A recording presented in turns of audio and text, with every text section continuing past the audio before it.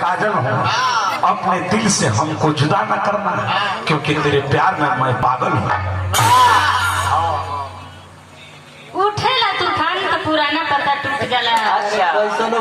उठेला तूफान तो पुराना पता टूट जाला।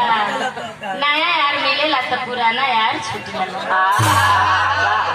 भोजपुरी है नचनिया हम, ये भोजपुरी में बोले ले।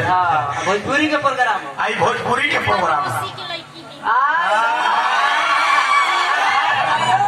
ये तो बोलती है हिंदी। वो तो कहते थोड़ा उठाइए ना, उठाइए ना, उठाइए ना। वो जाना थी यहाँ कि ये बेचारू के उठेला ना, उठाइए ना, उठाइए ना, उठाइए ना, तो घुसाइए। दादा दादा जा बता दो। अरे अपने बता दो हवा हो दिया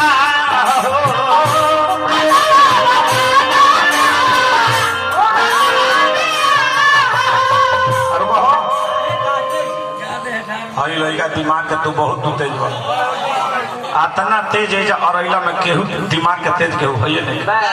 अभी हम देखनी नचनिया जब जब नाचतिया लहंगवा होता तो मुर्गा देखता रहे कि नहर में पानी आई कि ना। का देखता रहे नहर में पानी आई कि ना। नहर में पानी बबुआ रोज रोज ना आवे, महीना में 3-4 दिन आई पटवन को चल जाए। पहले दिन मोइले आवे। सुना तारा वैज्ञानिक बने तू वैज्ञानिक ना बने तो फिर हमारे से कही खोज में बने जी केने पहाड़ी क्षेत्र केने कोयला के खदान बा। अरे अपने बता दो कहवा हो तो बाबिया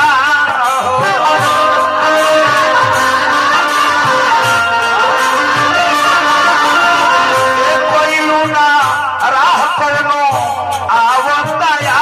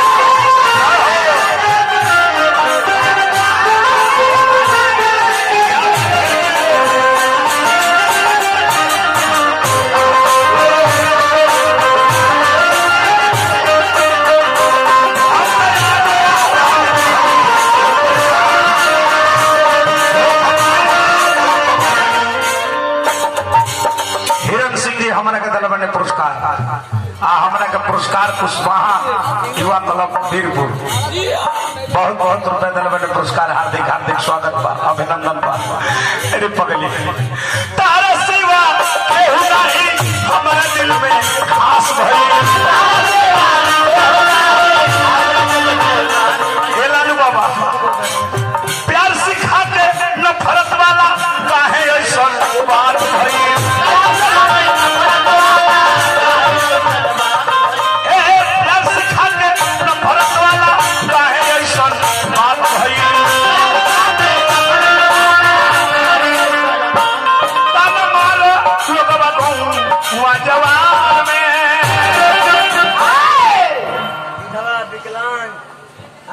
विधवा विकलांग आर्मी और गरीब के फ्री में अल्ट्रासाउंड हो, फ्री में अल्ट्रासाउंड हो। शाहपुर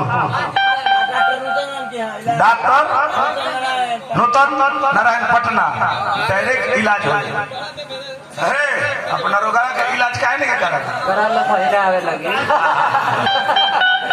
तान मारा लोग बाबू जवान अधो खाना है